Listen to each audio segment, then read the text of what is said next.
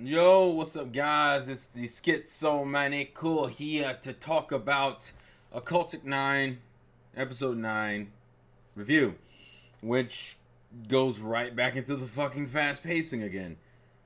Oh my god. And it pisses me off because the show has so much potential and it could be better than what it is if it would just slow the fuck down, and it doesn't want to do it. It wants to make everything fucking hard. So whatever. So we find out that the albino boy has we do get some confirmation of who's alive and who's dead. Ryotas is alive, we know that now. We also know that Alcina can only see Gamon. She can't see, because she couldn't see Miyu at all. And it doesn't seem like she could see Sarai or Sumikaze, which means she probably couldn't see Moritsuka at all. It means the only person for some reason she can see is Gamon. And we start getting hints, which we'll probably go into next week, that the person that's been talking to Gamon on the radio is Ryotas, because her voice changes a little bit during the sequence in which they're like, well, we need to go check on Miyu, even though I don't understand how Ryotas beat beat Sarai and Sumikaze, which then goes into the question, how the hell was Sumikaze and Sarai able to get a cab when they're dead? I don't understand that. It doesn't make any fucking sense. But we hear hints of her real voice, and at the end too, that Ryotas' voice was pretty close and probably is the person that's talking to her on the radio. Which then brings up the question, who the fuck is Ryotas, and why is she able to see them? Because it's implied that the boy being albino was probably someone who was close to death and was given the drug. Like, the albino boy is kind of a representation of a kid who was given the drug in case he dies, because he's close to death, kind of.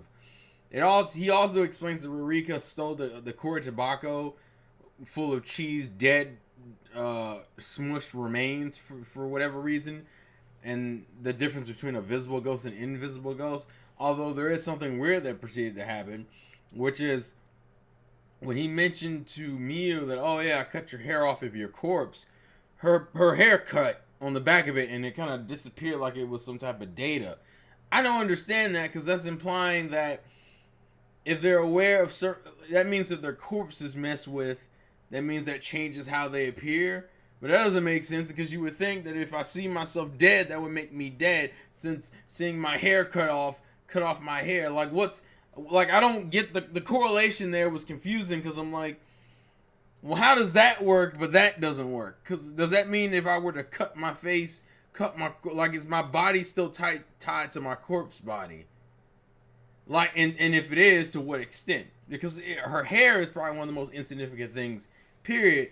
But he cut off her hair, and it made her hair disappear. We also start learning about the Society of the Eight Gods, the cult that Gamon's dad created, being involved. But it also features this like type of, I guess, mineral called scandium, which is probably the cause, or at least one of the causes. It seems like the cult was probably giving out some type of charm, because the boy talks about, you bought one of those charms. He probably, each of these characters probably bought one of these charms, or has a charm for whatever reason. That charm had scandium in it, which caused the whole metaphysical thing to happen, and probably caused the mind control, and they were sent off. Which also tells me that the boy was exposed to it, but just wasn't killed intentionally, because he wasn't a part of the test. Kiryu has been stated through these last 2 episodes that he's been having out-of-body experiences, meaning, and we can see from some of the flashbacks, that he's probably a thief. Probably meaning he stole one of these fucking charms that had scandium in it, which causes this weird, the metaphysical situation that they're all suffering right now. And he started having these pseudo-dead experiences, which is why he's not the same as everybody else, even though he can still see them. They also talk about him having either the power, or pretty much he's another character who can see into the future. Which is now, it's him, it's Rurika, it's Miyu. Ria, I don't think ever was able to. I think she was just using Kiryu's ability. So our 3 future readers is Rurika, Miyu, and Kiryu. And Moritsuka's looking into the idea of being able to rewind time, which would make sense because that's probably what's going to be used as the plot device to get them all alive again. Although right now they're still trying to figure out what the hell's going on, and this is one of the reasons why I say it's kind of jarring that you revealed these villain characters way too early, because now the mystery isn't us figuring it out. The mystery is us waiting for us to know throughout the story and waiting for the heroes to figure it out and go get them. But then again, they seem to be able to interact with the physical world, but we still don't know what extent. We know that they can still, like, at least with the boy, she was able to hit him. Like, Miyu was able to, like, grab him and hit him because it took him to the ground, at least. So they can still physically interact with the real world without actually being a part of it. It almost makes you wonder if they're actually dead or not. Because it's not like, it's almost like the closest to being not dead while still being dead. Which means, can they still get in it? And it's at least from the albino boys confrontation, you can tell that cutting off hair still affects them. But then the question is, where does the hair go? Like, does the hair become dead because it's separated from the corpse body? Meaning that the metaphysical bodies only exist as they're connected to their corpses? Like, so if I go, like, and I'm curious, like, I want to know how far that rabbit hole goes. Gamo's being a bitch because he's pretty much given up on everything, which is kind of jarring because he was nowhere near this depressed the episode before.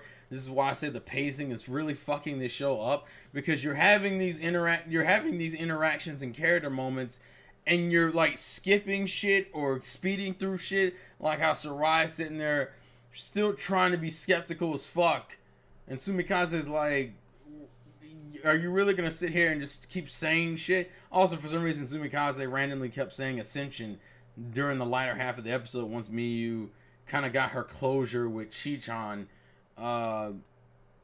which just brings up a whole bunch of other fucking questions. It's like, dude, what is happening right now?